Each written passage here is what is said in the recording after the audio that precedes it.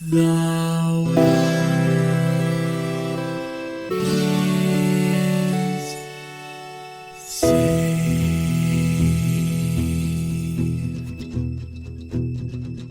The living room's dark, save for light being cast from the big TV screen and the imminent sunrise that's teasing the one starry sky with whispers of morning.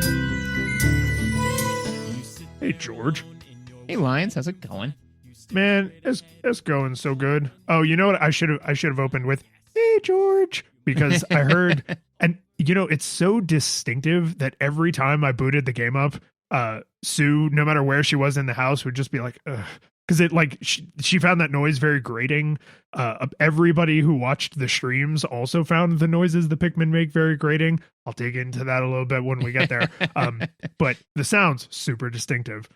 It is super distinctive. The similar sound that I've been listening to a lot lately is my kids have been listening to just video game music, and from Yoshi's Story for the Nintendo, the main song is like the Yoshi singing, so they go ba ba ba ba ba. Yeah, and I've been listening to that on a loop for the last week, not on my phone, through my children. The problem is that right when they started singing it, I realized my error. But I mean, the cat was out of the bag, toothpaste out of the tube. Man, we're in it. Yeah, this is just all of reality now. This is my life.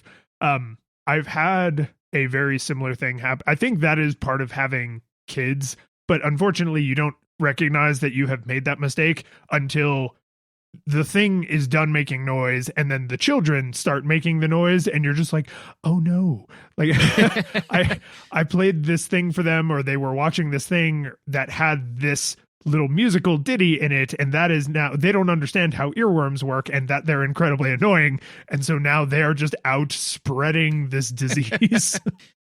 Right. I was listening to this is totally related to video games. I was listening to a sea shanty medley. And one of them is like, "What do you do with a drunken sailor? What do you do with a drunken sailor? What do you do with a drunken sailor early in the morning?" Right? Like that's it. But here's the thing: is that Lizzie, like you said, doesn't know how earworms work and doesn't know how kind of music works.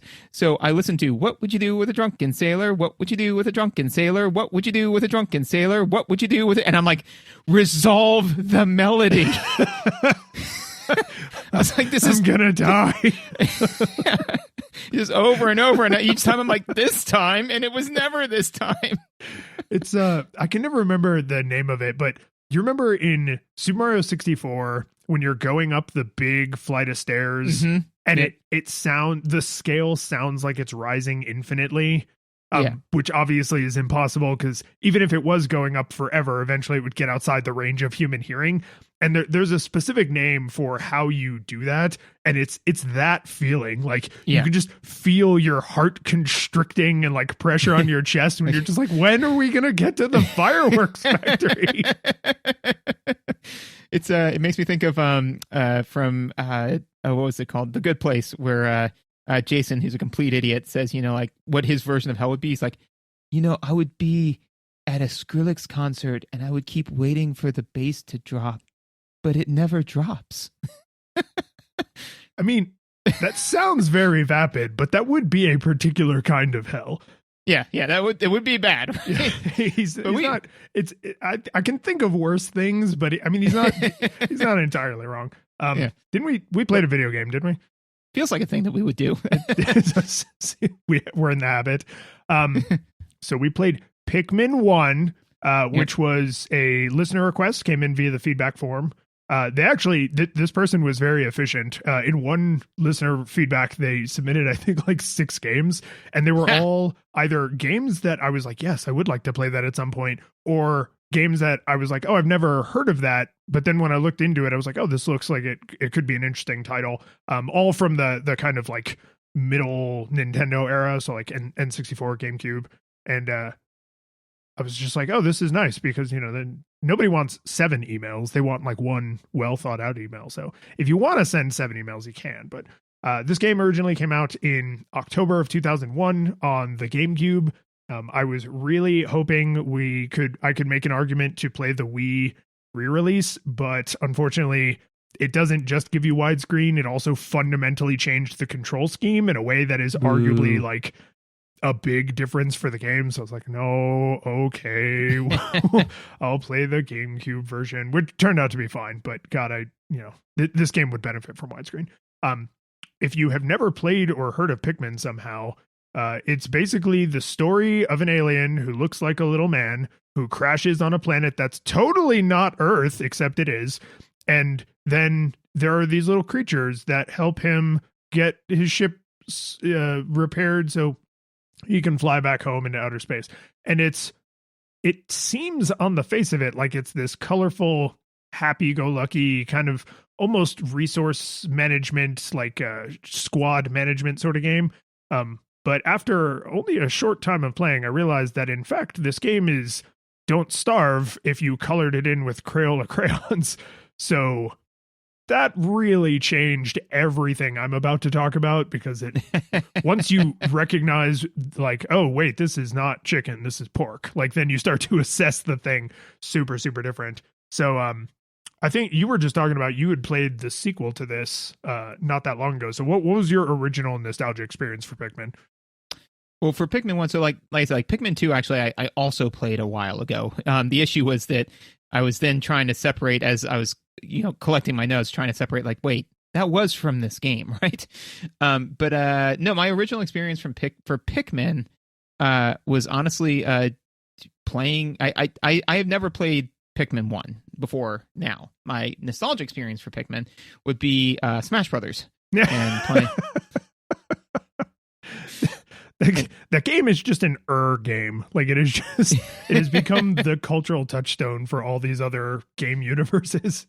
Yes, yeah. So it's just kind of like, I became familiar with like, oh yeah, there's like a space guy and he throws little people at people, and all right, like that was how I became familiar with it, and also to a degree familiar with its popularity, because I was like, oh yeah, that's Olimar, I think he's from Pikmin, and people were like, you haven't played Pikmin? I was like, oh okay, whoa, all right, like let's all take it down a notch.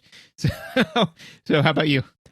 So this game I have a very clear memory of, because it was at one of the most financially poorly run times of my video game life.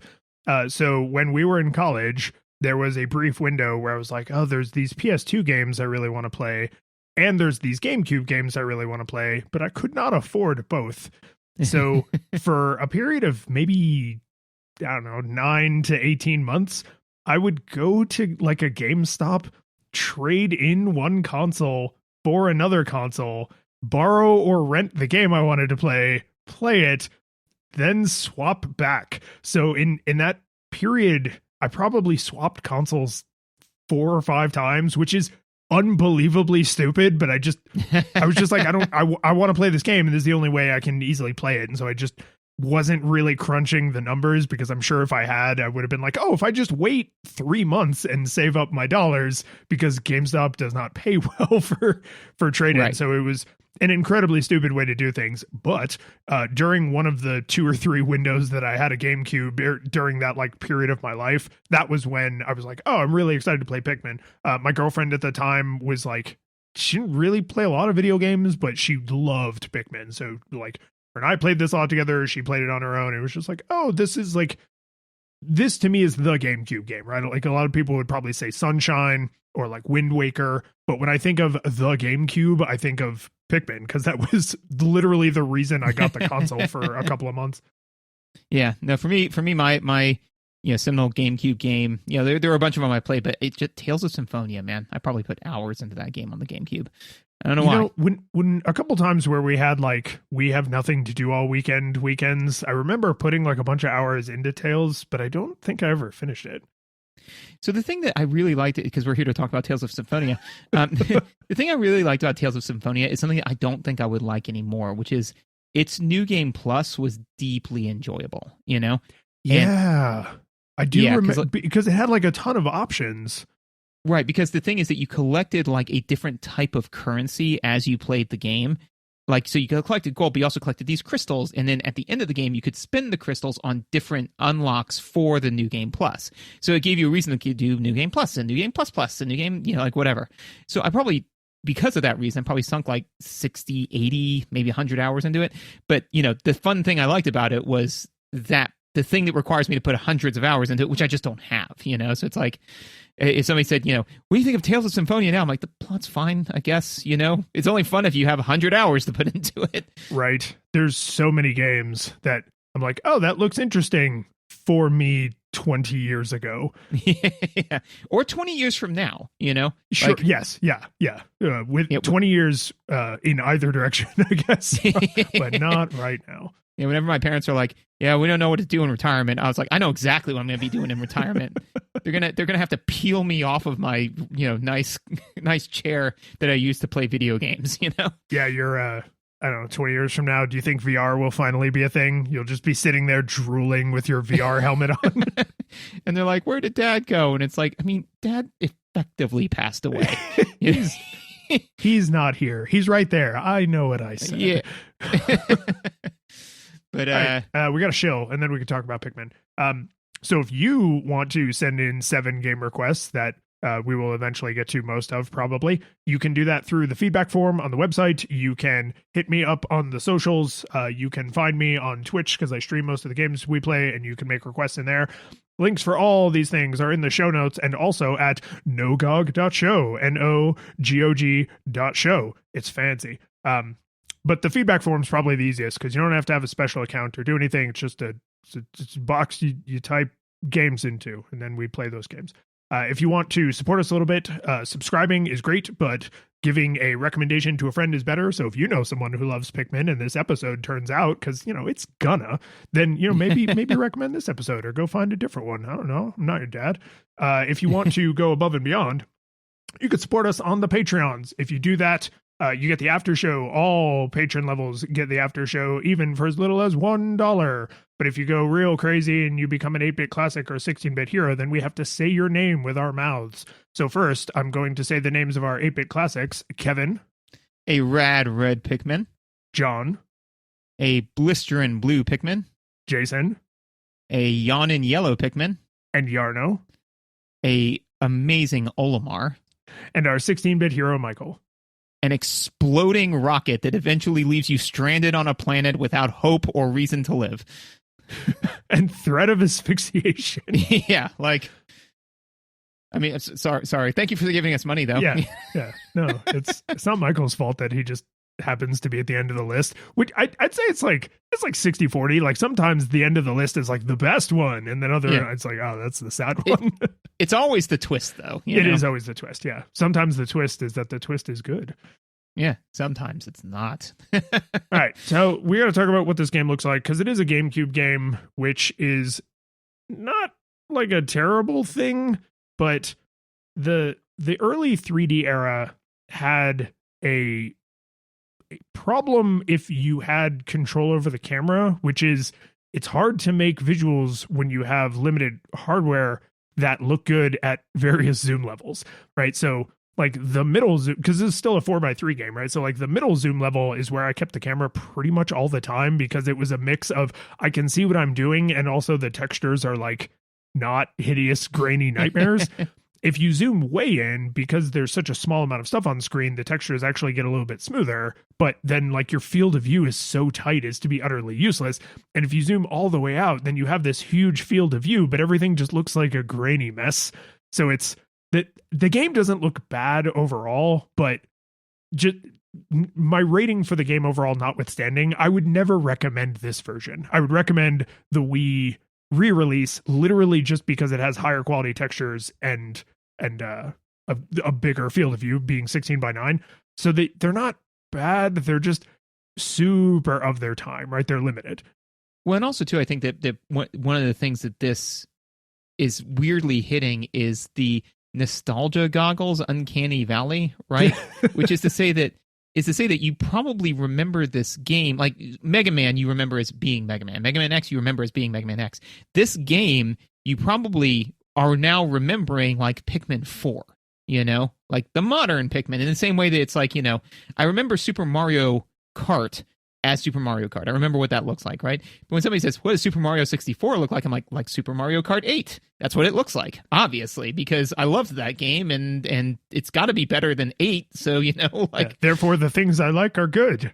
Yeah, things I like are good. The things I like are bad, and or things I don't like are bad, and it's always easy to tell the difference.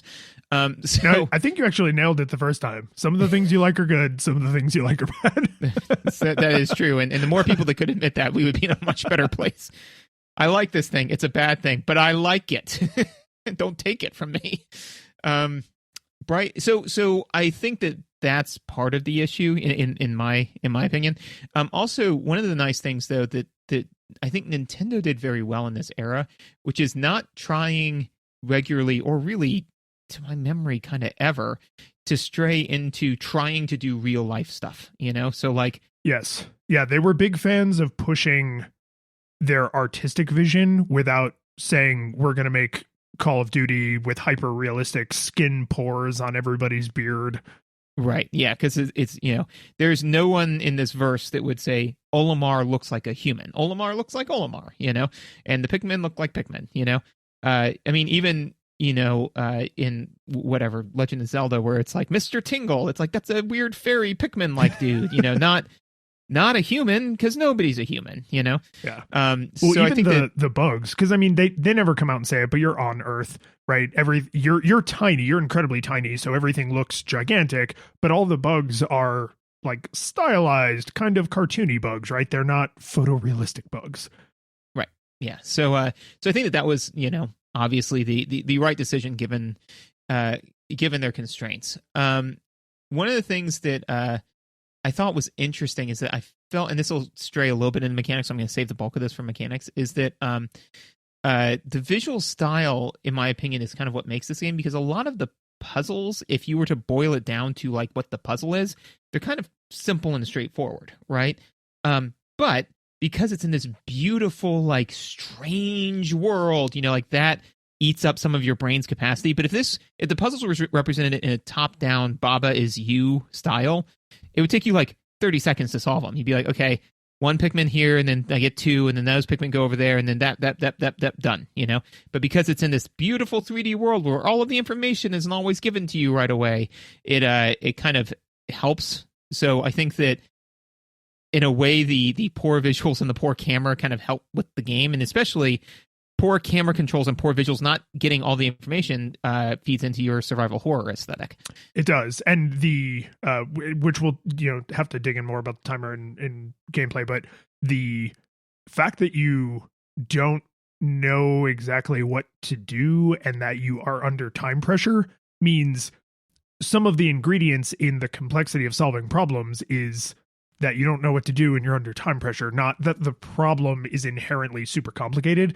And so I think you make a valid point where if you had this super detailed map and the super wide field of view and everything was super high detail and there were arrows pointing at objectives and it's like, get this, bring it here, which you eventually learn is what you're supposed to be doing, but the visuals don't do anything to reinforce that. So you're left with, you have to explore and kind of feel the world out, which goes with the art direction, right? The art direction is very, you're an alien on this strange planet, kind of looks like Earth. Oh, this is Earth. Oh, I crashed on Earth. And like, what the hell happened to the Earth, right? Because now you're looking around at things that should be super familiar, and yet everything feels like strange and alien because you're being forced into seeing it through Olimar's point of view, which is fantastic, right? And things like the scale they chose to make him, the how sparsely populated, because I mean, you crash in a forest, right? So like it's a forest, but it's not filled with, it's not like Kirby and the Forgotten Land where you're obviously in like a post-apocalyptic Earth and they just kind of never address it. Like this is also a post-apocalyptic Earth, but you sort of need to tease that out for yourself. Right. Yeah, absolutely. And that, in the not having all of the information is very typical of the horror genre. Quick side note, I actually got into a long discussion with a couple of friends recently on the horror genre, and it was just funny to me because, like, we've been talking about this for so long where they said, "Oh yeah, I really loved Predator. I thought that was a great horror flick." I'm like, "That's not a horror movie," And then we like got into it, and I was like, and so I then went on this diatribe, and they're like, "Are you into horror movies?" I'm like, "No, not particularly. I just I just know what they are. Yeah, I just know what it is, and I know that Predator is not a horror movie, and so yeah. So when you said this is a horror game, I was like, yeah, it is.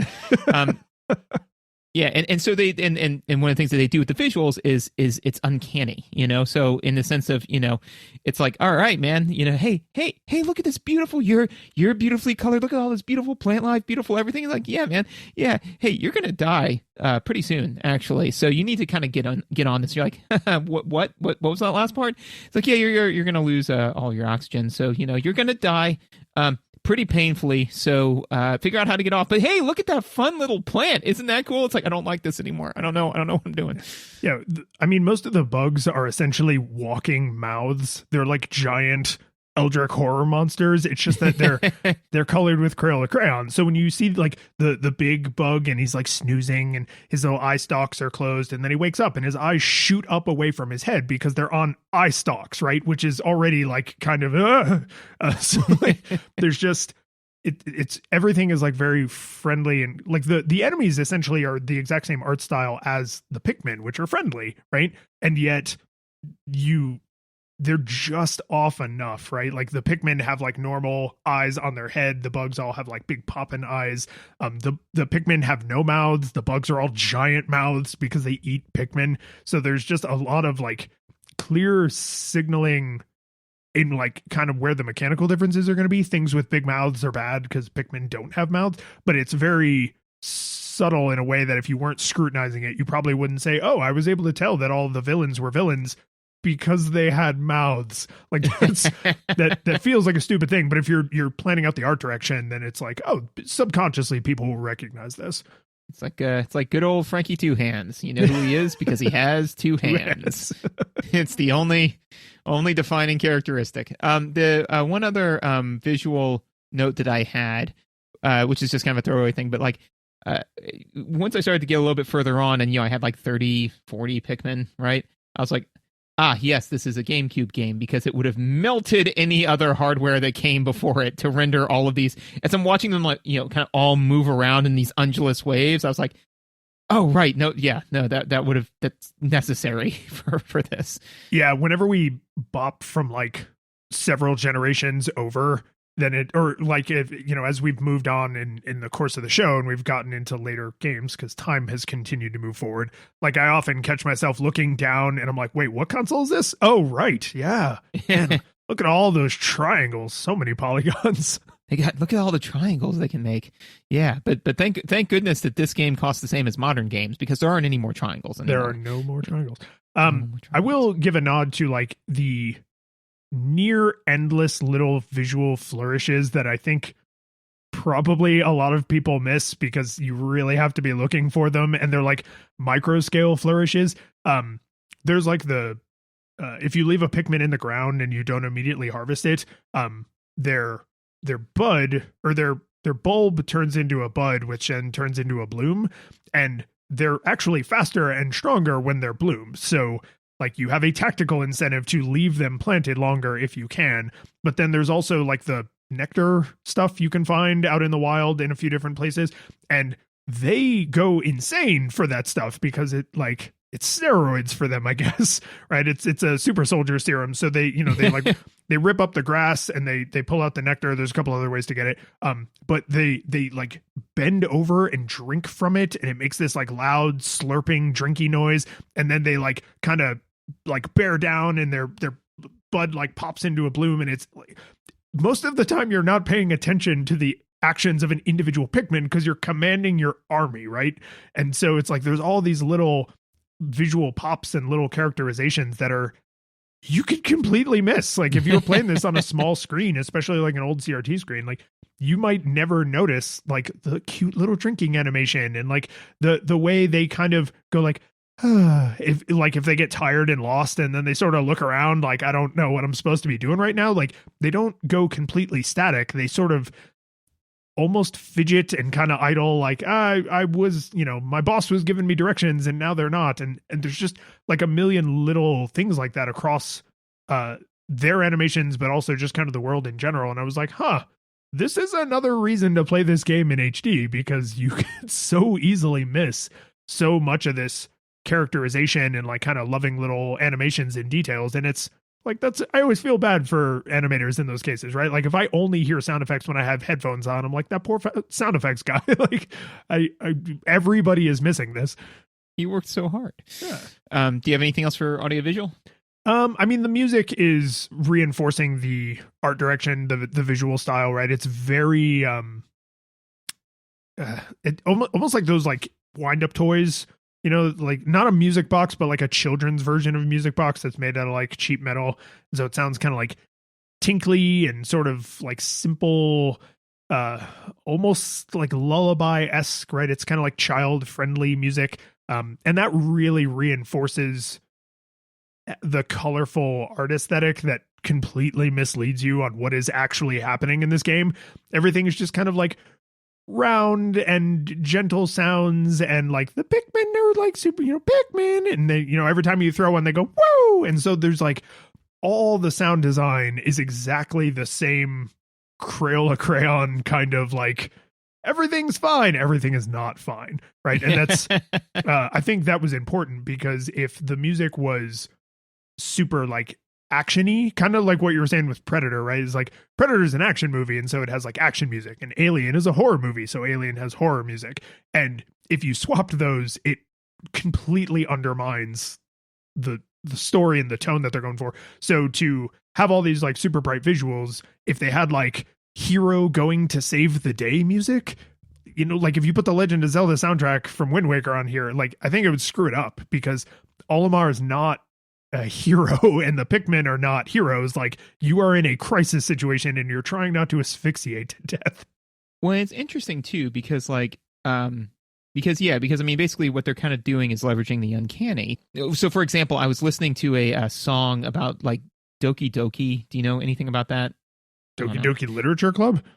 Yeah, something like that. Or I don't know. Doki Doki Panic? I mean, there's a lot of Doki Dokis. Yeah. Okay. I don't know. This one was clearly a song about like the thing is that there's like one guy, it's like, and like 4 or 5 girls or whatever. And like, oh no, they're all into him. That kind of, that sounds thing. Like Doki Doki Literature Club. Cool. So it's a song about that. Right. But, I think that it was supposed to be like horror, because like one of the things that they do is they're like, like, I hope that you feel the same way too. And it's all like kind of bubbly, but then occasionally they do like that kind of like, like a computer like glitching out. And I'm like, I don't like that. Is this, and they're like, I just need you to say that you feel the same way about me. And it's like, huh. So I say all that to say like that type of music, but like, so again, like that is a horror song, but it's very light and bubbly, and all they have to do is just tweak a few things. And then all of a sudden you're like, no, this is now uncanny, not bubbly. And I think that this kind of audio does that. Yeah. And you are definitely talking about Doki Doki Literature Club, which has some like very cool fourth wall breaking, mess with the player to add to the horror aesthetic.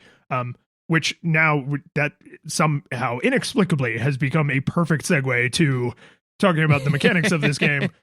Because this game, I am convinced, is a horror game. And I am not trying to be like difficult about that. Like, I honestly believe that the intention with creating this game for Nintendo was, we want to make something that has more mature themes and that is challenging in a way that is like viscerally threatening, because you die, but we want to kind of wrap it in the Nintendo vibe, right? Like we have to do things in a Nintendo-y way.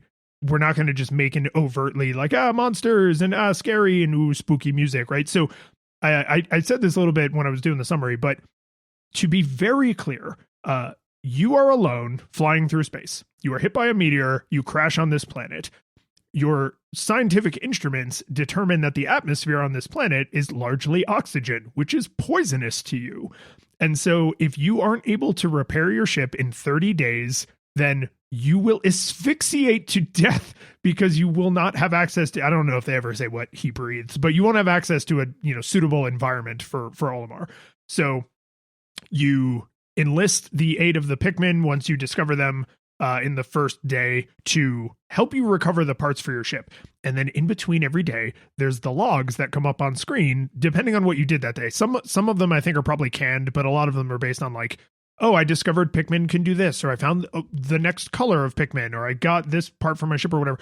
But his logs very clearly outline that he's like, okay, I got to make sure I recover the parts for my ship so I can get off this planet. And then after a few days, he's like, all right, I'm not making progress as fast as I need to, which is concerning because after 30 days, the batteries for my spacesuit will run out and I will die in the atmosphere on this planet. And then toward like the high teens and low 20s, he starts talking about his family. And now he's like, my son is sure going to not believe this incredible adventure I have if I get back, when I get back. And it's just like, Jesus Christ, he's terrified of asphyxiating to death alone on this planet because that would be a horrible way to die. No one knows where he is, and that is probably a really unpleasant way to end your life. So, like, everything about the game is, resource management in terms of collecting the Pikmin, but you have a timer on your day. How do you make sure you spend your day efficiently enough to get to the ship parts you need to escape, right? And to your earlier point, the puzzles are not super complicated, but there's like a lot of like emotional pressure to not asphyxiate to death on the planet, and there's time pressure because you can't just stand there and say like, oh well, I'll leisurely solve this super easy block puzzle. Like you have to not die. So I have a lot of thoughts about that, but I think I've now set the stage of like what the game is actually asking of you, not my oh, haha, adults think everything is dark interpretation. Like that is verbatim what the problem the game lays before you. Right. I forget what it was, like what the alternative is, but I remember seeing a comic forever ago where somebody said, we use oxygen as like one of the main, ways that we breathe oxygen to live. And, an alien was like, oh my God, you breathe oxygen? Do you have any idea how reactive that is? Like, my God, how have you not blown yourself up? Your atmosphere is 20% oxygen? Like, that's horrifying, So that sounds like a Saturday morning breakfast cereal. Yeah, right. But I mean, like, so Olimar being like, oh man, this thing is full of like horrifying reactive oxygen. I can't breathe this. Like that actually sticks. And interestingly, cosign everything that you said. One of the things I wanted to touch on, it's less gameplay, but again, to kind of piggyback on your narrative, that is, what I thought of as I was listening to all of the different, journal entries, right? Reading. So the journal entries, like you said, they get increasingly horrifying. I really love the, if I get back, I mean, when I get back, that's the same thing as that, like, weird, like, on the song where you're like, wait, you did say if the first time. It's like, oh, but it's like, it's a kid's game. Not in exact subject matter, but even more support of the fact that they're doing a horror, a sci-fi horror is, the most renowned sci-fi horror book that was told entirely through journal entries? Frankenstein. Oh, yeah. It is an epistolary.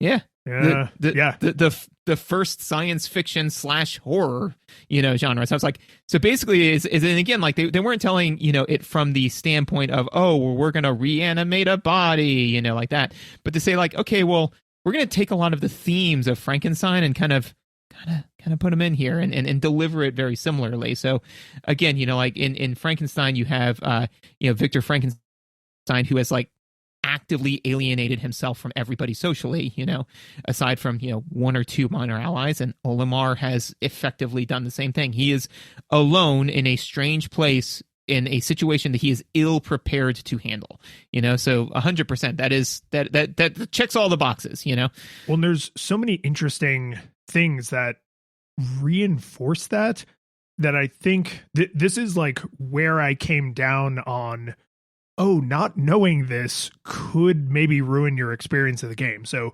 here's the exact moment that made me go, wait a minute, what is happening here? So you, you harvest Pikmin, right? So there's I think they're called candy pop flowers, the flowers with like the big numbers on them.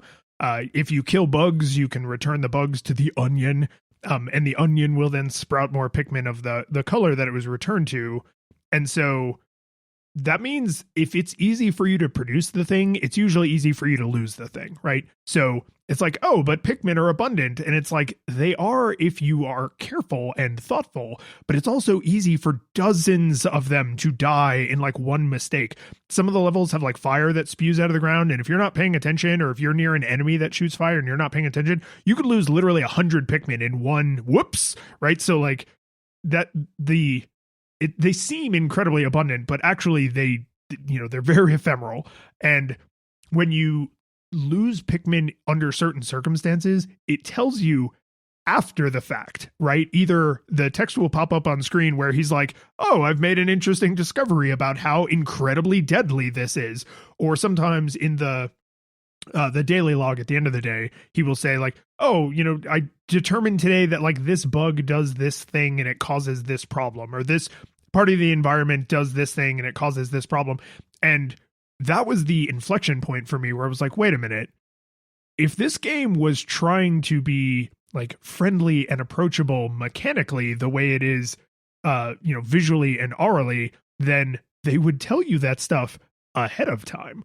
But because they in fact let you lose your entire army and possibly burn an entire day or two trying to rebuild it from a single mistake, I was like, oh, that fits way more with a like survival horror aesthetic. Is, oh, I didn't know ammunition was going to be in such short supply. I probably would not have unloaded all of my bullets into that one zombie because I thought I was playing an action game where bullets just rain down from the heaven, right? I thought Pikmin would just be an unlimited supply, but no, actually you can end up so alone that they have it so if you run completely out of Pikmin on the next day, the onion will just produce a couple like pity starter Pikmin, right? So, but you can't get anything done with 3 Pikmin except go gather resources to make more Pikmin, right? So screwing up can cost you a whole day if you don't deeply understand like where the best resources are and how to best, arrange your Pikmin for combat or whatever. So like that to me was the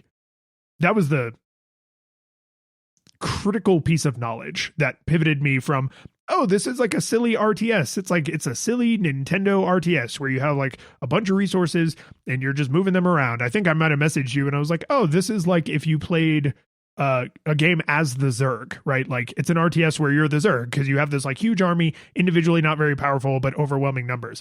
But I don't think it is. I think it really is a survival horror, don't starve style.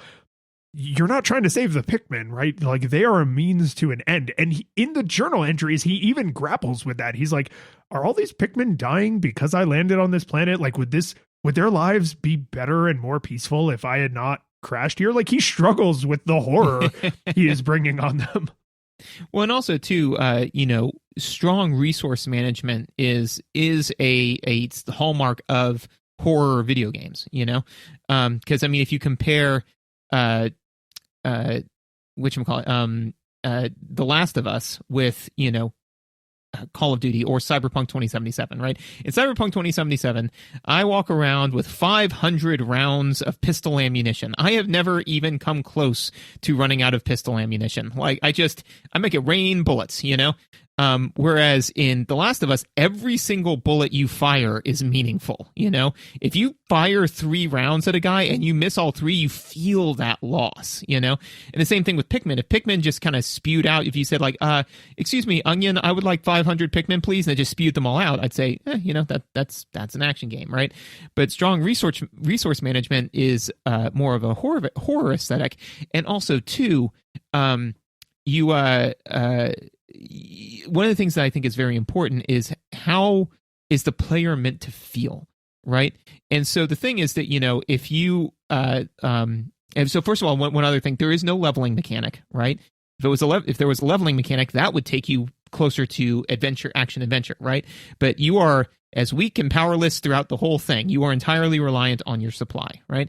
And then the question is, how is the character meant player meant to feel, right? So the thing is that if all of a sudden, in Cyberpunk 2077, I walk in with my assault rifle and just blow through 300 rounds of ammunition, just, mowing people down left and right, and I wasn't purely effective, and I maybe hit 1 out of 10 shots, I'd be like, I lost some ammo, but I'm just going to go get more and whatever, right? Versus like if all of a sudden a fire takes out like, 30 of your, 40 Pikmin, you are devastated. And more importantly, is you're just kind of like, did I just die? Like, did that just kill me? And I'm with you because initially when I was playing the game, one of my notes was I was like, I don't like the time limit. I don't like the time limit. It stresses me out. I just want to sit back and solve some puzzles, like Baba Is You. And then it wasn't until I started to get into it, and I was like, oh, no, you have to have the time limit for what they're trying to do. Yeah, well, and this is, I think, interesting because I know it's been a while since you played Pikmin 2, but my understanding, because I played Pikmin 2 when it was new, so like 2 decades ago, but my understanding does not have a time limit. Neither does 3 or the upcoming 4th one that is going to release this year. So like they decided to go in the I want to make puzzles direction more than I'm sure the puzzles in Pikmin 2 and 3 are a lot more complicated because you have time to solve them. But what pushes this, I think, toward that more survival horror kind of direction is if a bunch of Pikmin die, you can't just go, oh, well, I'll just go make more, because that takes time. And time is a finite resource, right? And if Olimar actually, so you can go, you have health, right? You can fight and you can take damage. And if you go back to the spaceship, it will replenish your health, but that takes time. So if you are out in the field and you die, you stumble back like you're hurt and you grope your way back to the ship and your day just ends.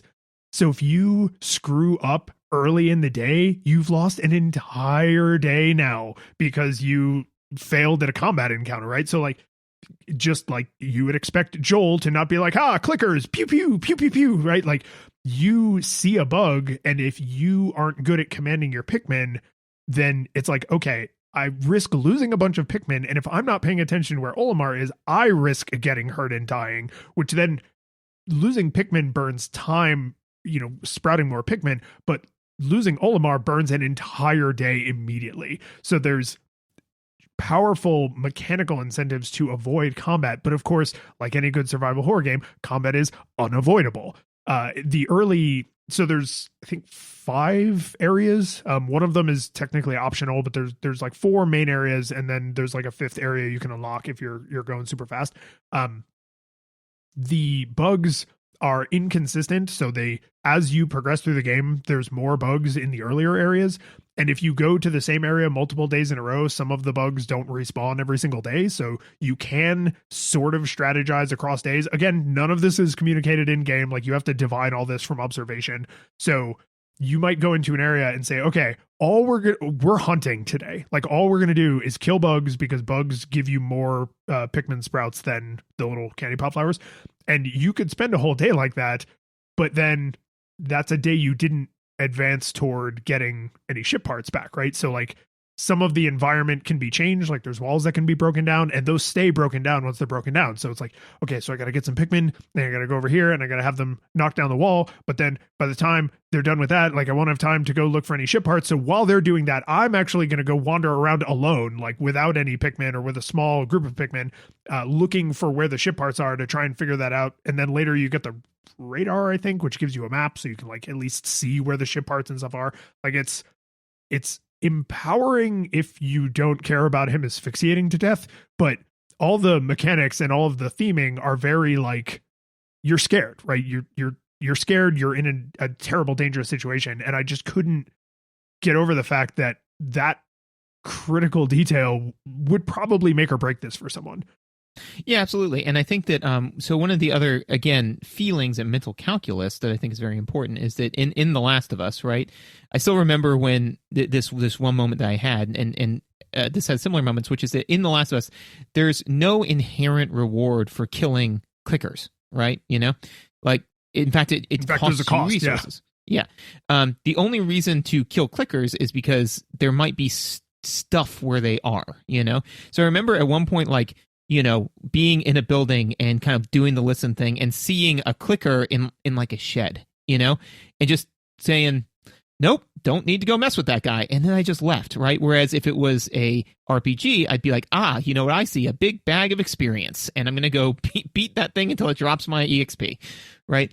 Olimar's is kind of the same thing, which is to say that, like, yes, the bugs give you more Pikmin, but that's, I mean, like, if they give you 10 Pikmin, right, and it costs you 12 to kill it because, you know, then that was not only, it's not even a wash, it's a waste of time, you know? Right. So because it also takes time to carry the bug back to the onion. So if you came out negative Pikmin and negative time, it's like, could I have just avoided that encounter entirely? Right. Do I need, and so those types of things, as opposed to like, hey, I'm going to, for example, in Cyberpunk 2077, every single time I see a person with a little yellow arrow over their head, that person is dead, you know, because because they have stuff and they have experience, and I'm going nothing personal, man. You got a yellow arrow. And I don't know what to tell you. And you know it's bad when you start to like make little games of it, because if you upload a hack, you watch the hack upload, and then right when it hits, it'll kill them. And if they're in like a group of 3, my goal is to shoot the other 2 right as the other hack uploads, so they all 3 drop at the same time. I'm like, these are people with lives, you know. Like, and I'm making a game on how I'm going to kill him. That's empowering, right? That's not Olimar. That's not what you're doing here, you know? No. And to your point, right, is that like one of the things that I hate in games is I hate it when they waste my time. So initially, again, I was just kind of like, oh my God, it's taking forever for these dumb things to walk the thing back to the spaceship. I wish I was dead, you know? And so I was like, why can't they just like teleport it back or something? Like, why are you wasting my time? But again, when all of a sudden and I was like, and also, and it was just funny because I was railing against it. I was like, you know, God, it takes forever for them to bring it back. And on top of that, I've got this dumb time limit that I don't like. It's stressing me out because, I mean, God, if it's taking them forever to bring it back and they're giving me a time limit, why are they? Oh. Yeah. Yes. Right. And that's the exact kind of experience I had, which changed my enjoyment of it a lot, right? Because I stopped insisting that this chicken tasted funny, and I was like, oh, it's pork. Okay, now I'm evaluating a completely different thing. Yes. Yeah. No, agreed. What else you got?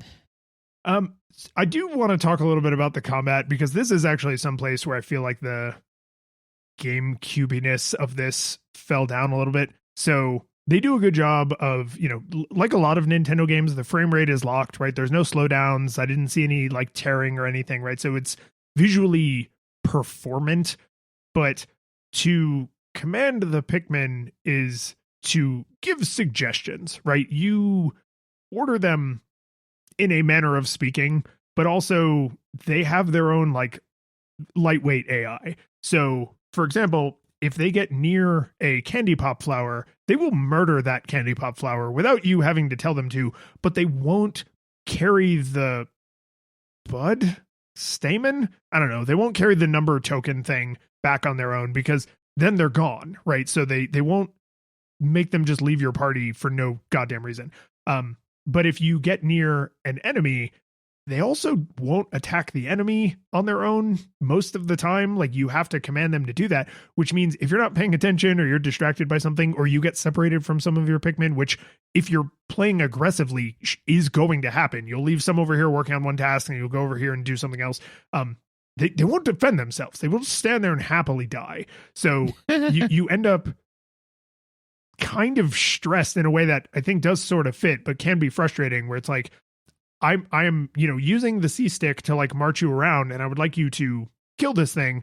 But the best way to say I want you to kill this thing is to throw you at it. But when I use the C stick, I can march my whole army around. When I throw them, I have to throw them one at a time. So like, it's awkward to say like, all of you attack. Like, there's no real good way to do that, which I guess kind of, again, like, I don't think it's intentional, but it does kind of fit the like, crap, like I can't get them to understand what I want them to do, and some of them are dying, and it's causing me to lose time, and it's causing other problems. So it does fit, but it created more frustration than I think was necessary. Like, make the enemies harder to kill instead of making the Pikmin stupider, because harder to kill feels like, oh God, the world is so hostile, and stupider Pikmin feels like this game was poorly programmed, right? So it shifts the the stress to a place where I'm mad at the game, not the monster.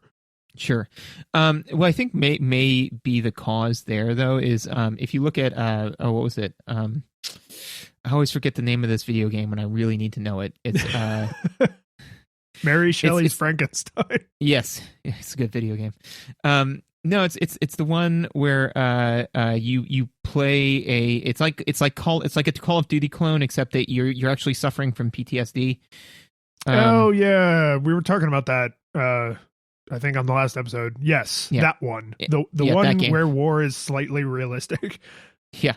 But anyways, so sometimes I is my understanding that, you know, like what very well may have happened is they're like, hey, we want to create this cool game where you control these little guys, and they go off and, you know, like here's kind of the game mechanics we want to do. And then as they're playing it, they're like, God, this AI sucks, you know? And it's just like, well, we can't really make it any better because either A, we don't have faith in the player's ability to control all of this, which was, again, still, they were coming down off of that slope, you know, but there was still the, how could you control these 10 things at once? And it's just like, dude, man, kids' brains are pliable. Or, you know, they just could not program the AI to be smart enough. So they were like, okay, well, it's really kind of janky the way that they handle this. Let's make it into a horror game, you know, in the same way that, in the same way that the other game was like, okay, well, all of our running and gunning and shooting and everything about this game is a little bit stickier than our, you know, Call of Duty or what have you. So, well, let's make that part of it. Like the reason why it's sticky is because you're losing your mind, you know? Yeah. And I mean, these things tend to work in like a feedback loop, right? So they want there to be tension, and then they program the game, and then that, I mean, it's complicated, right? So like then how that AI manifests, they tweak it in ways to suit what the vibe they're going for is, but also like what is realistic. So there's the change we made on purpose, and then there's the Bob Ross like happy little accident, and you know, all of those things together make the finished product. But I would not be surprised if we play Pikmin 2, or if like I eventually, now I am very curious for Pikmin 4 that's I think coming out later this year. I would not be surprised if the AI is smarter for the individual Pikmin, but the world is either more complicated or more difficult to shift the player's frustration back onto the puzzle or the monster, as opposed to like, these stupid things won't listen to me. Because that's, you could make a game like that, right? You could very easily say, oh, you're trying to, you know, command your troops, but all you can do is give them an objective, and then they play the objective out, right? And so they might do stupid things you hate, but then it's a lot clearer to the player, like, oh, I have no hand in this. In Pikmin, the C-stick will make them like march around you, you know, like you can, it plays like a little, it almost sounds like taps, right? It's like, and it like makes them march around. But if you have, I don't know, more than like 20, they refuse to stand in anything even vaguely resembling a single file line. Like they physically like push each other with their little Pikmin shoulders. So there are some puzzles where you have to like navigate a small area, like a narrow passageway. And so you can't march an army of 100 Pikmin single file up there. There's literally no way to communicate that to them, which means you have to say, okay, 10 of you come with me, and then you walk them up there, and then you press X, I think, which like makes them separate from you and just stand and wait for your next command.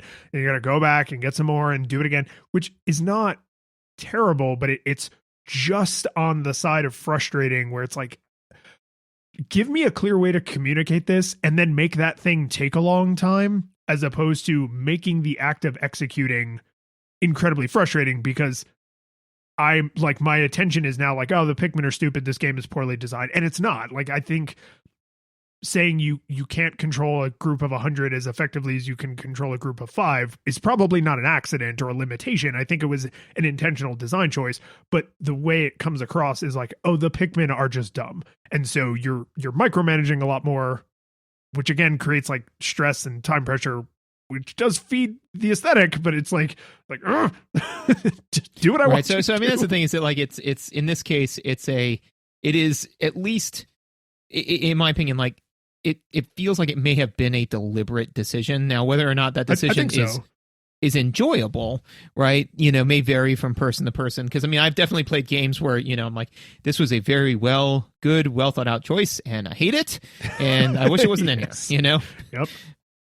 But yeah, because I mean, I think that's one of the things we've kind of talked about is the big difference is being able to say whether or not a thing is good versus whether or not a thing you like a thing, you know. Yes. So I think that, you know, kind of saying like, all right, and to be fair, maybe part of the reason why they didn't just say, you know, okay, point to the end of the thing and then they'll all queue up and it takes the same amount of time, it just, you know, it's one command, is because maybe they're kind of hoping that you are going to try to kind of go all in and shove everyone down there at the same time and then screw it up, you Which know? I did. Yes. Yeah. Because you're like, I can do this, and it's like, no, you can't. And it's like, all right, you know, no, I can't, I guess. So yeah, maybe some of that. Yeah. One other thing I wanted to make sure I brought up, because I think it's a clever thing, and it's just one more piece on the stack of they're not guaranteeing your success, right? Because in an action adventure game, they want you to be successful. You're the hero. In a survival horror game, you might fail and die. So one of the cool things they do to reinforce that, especially on a first playthrough, is you crash, you have 30 days, there's 30 ship parts, right? And every time you recover a part, he tells you what it does. He usually says like something kind of funny. Like the writing is actually fairly charming. I found across even the more horrifying stuff is like still earnest and endearing. Like there's good characterization there.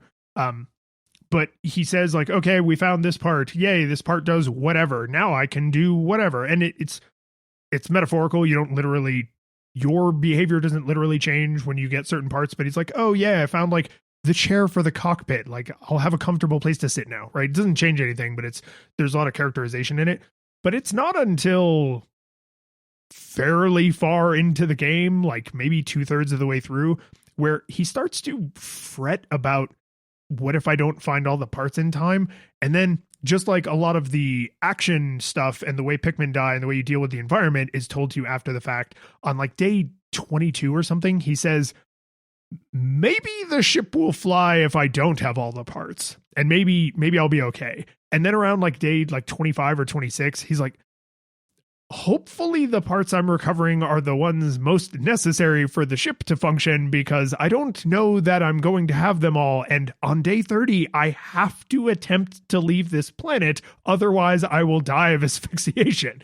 Right. And otherwise I'll just die. Yeah. Yeah. And so, I say all that to say, on a subsequent playthrough, because of all the little flavor text that comes along with the parts you recover, you actually would know, oh, these are the parts required to beat the game. And then if you want the best ending, then you have to get all of the parts. But there are parts that are like red herring parts. Like one of them is a flotation device. And when you recover it, he's like, oh, this would be important if I crashed like near water, but I'm actually a pretty good swimmer and it doesn't help the ship fly. This might not have been the best use of my time. And it's like, nice. oh no. Right. And so they when it's too late to do anything about it, that's when they're like, oh, by the way, not every part is going to help get you to safety. Some of them are just like convenience parts or nice to have parts. And so on a subsequent playthrough, you might say, like, to add to the replayability of the game, is you might say like, oh, what is the fastest I think it's 20. I think there's 20 mandatory parts, or like 22 mandatory parts to get the normal ending. It's like, oh, what is the fastest route to getting those? You know, can I do it in 15 days? Can I do it in 10 days? Can I do it in a single digit number of days? Right? Like, how quickly can I get the hell off this planet? And I think that I wonder what the speed run for this game is. Oh, I'm sure there's like what's the fastest number of days, and then what's the fastest you can actually finish the game. A fun thing, I actually haven't been watching speedruns as much as I used to, just for time's sake, but a fun thing about games that you can do what's usually called like a credits warp, where it's like, oh, if you do this, you didn't really beat the game, you just caused this glitch that makes the credits fire. And so like, haha, you beat it in like 90 seconds or whatever. So in the pause menu, there's a go directly to sunset. So technically, if you were willing to get the bad ending, you could just power through all 30 days and then just die, right? Nice. And the game is technically over. And I'm sure that's a category because it's funny. So basically, like that's the you landed and you just gave up and decided to, instead of spending your last 30 days stressed and working towards saving your life, you have just resigned yourself and you will spend your last 30 days relaxing and enjoying life. Yes. And then dying. Yeah. I'm going to die on this planet and I'm fine with it. Yes. Yeah. Like I've made peace with it. Yeah. I wonder if you get any like special diaries if you get into like the 10s, 20s days where you haven't recovered any parts. If he's like, what am I doing with my life? Like, I mean, it'd be interesting, right? Because you're not doing anything during the day to generate a lot of the flavor text of like, oh, I learned that the blue Pikmin can go in the water and the yellow Pikmin can pick up explosives and that helps me solve puzzles, right? Like you wouldn't get any of that flavor text because you're not doing any of that stuff. Yeah, just be like, this is nice. Yeah. The last thing as a kind of like epilogue to that idea is every day the game asks you if you want to save, right? And so because Nintendo's Nintendo and they do want this game to be somewhat approachable, you could save scum your way to victory. So if you have a truly heinous day, I meant to use the phrase earlier, what gets measured gets managed. So like it tells you every day how many Pikmin you sprouted, how many you lost in battle, and how many you left behind, right? So like those are basically your only stats other than how many ship parts have you recovered. So like that's what you will now manage. How many did I make? How many did I leave behind? How many got lost in battle?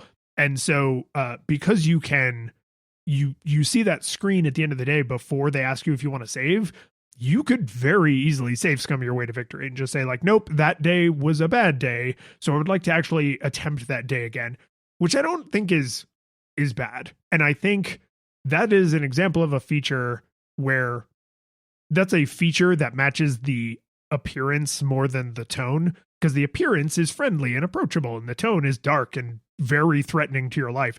And saying, hey champ, do you want to maybe try that day again? Even though it's indirect, they don't flat out say like, yeah, maybe give that another attempt. But it's like, hey, you don't have to save. You could try that whole day over, right? That makes it a little bit more friendly and approachable, which I think is good. I think it's a good inclusion. Well, and one of the things that, and I've experienced this in video games, and it's such a difficult needle to thread with horror games, is you have to go between feeling powerless, but you can't push the player to feeling hopeless, because if all of a sudden you're like, well, I had a terrible run, I'm just not in this anymore. Like I'm already dead. Like I gave up, so I'm still playing the game, but I'm not really in it anymore. Like, well, now you've lost the feel. I still remember one of the times I can point to that happened to me was, and I didn't finish the game because of it, was BioShock. The first time I got into an area with like a Big Daddy, he killed me like 10 times consecutively.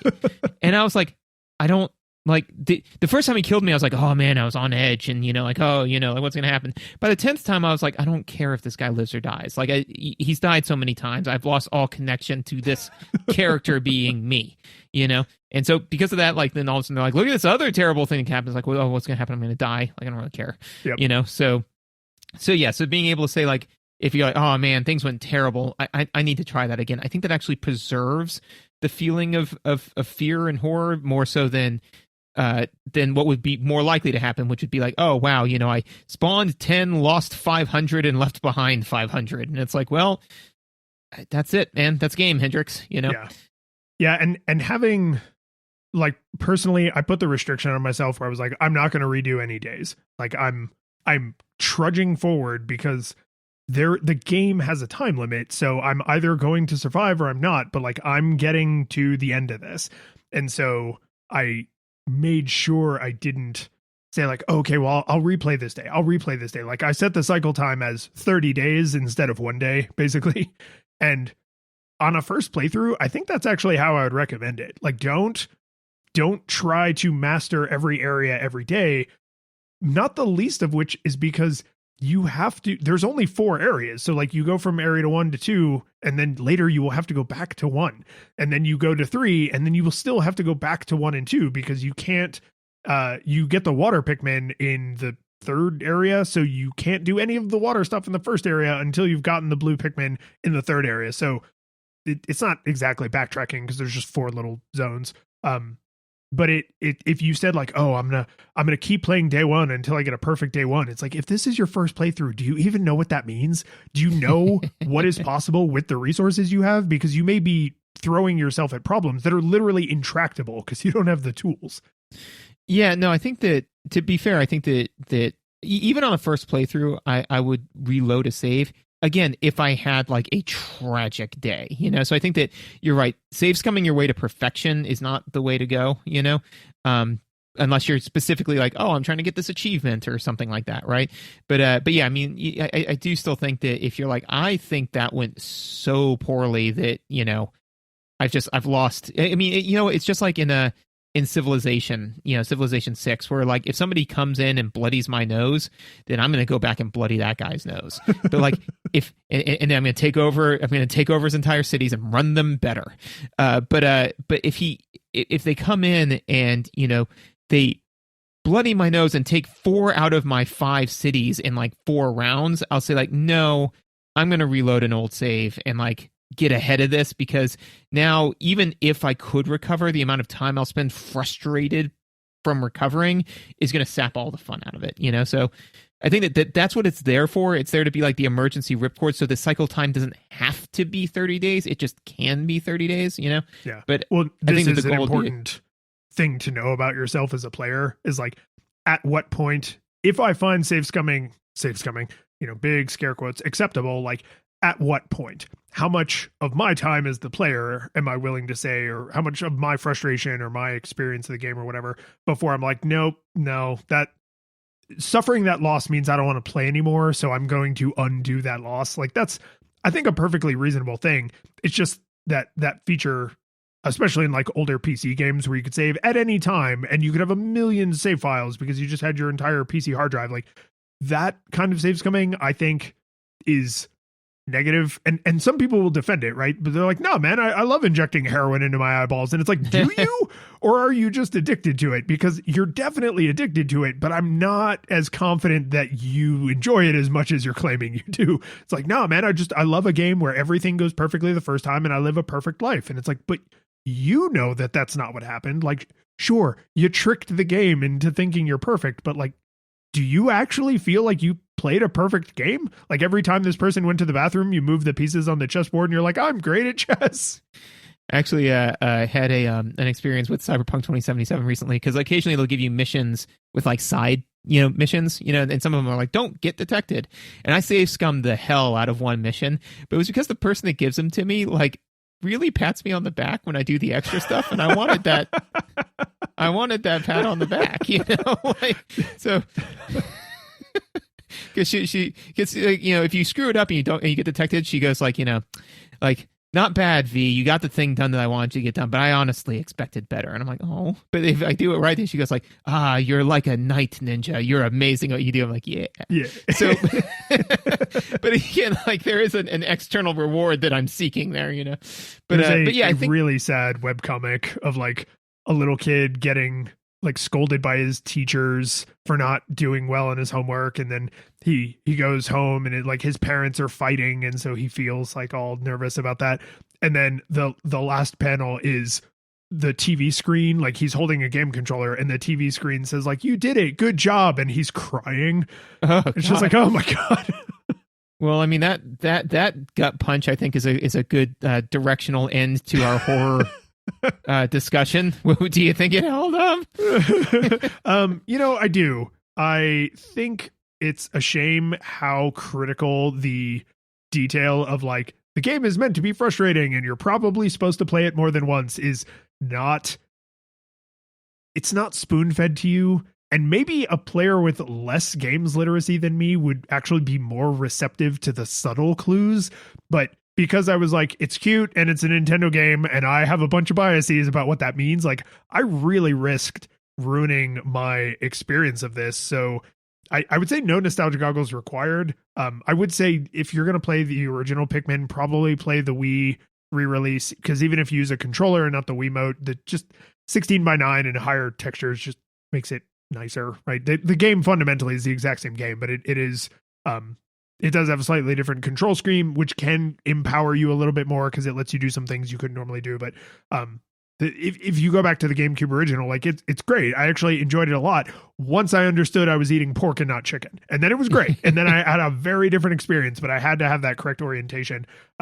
If we do get around to Pikmin 2 at some point, or if I do play Pikmin 4 when it comes out, I would be very curious to compare that experience to this experience, because I'm pretty sure the trend line has moved away from survival horror into more of like resource management and puzzle solving, which is not necessarily a bad thing, but it is a different thing. So should you go and hatch a bunch of Pikmin and then watch them die horribly? Like, yeah, totally.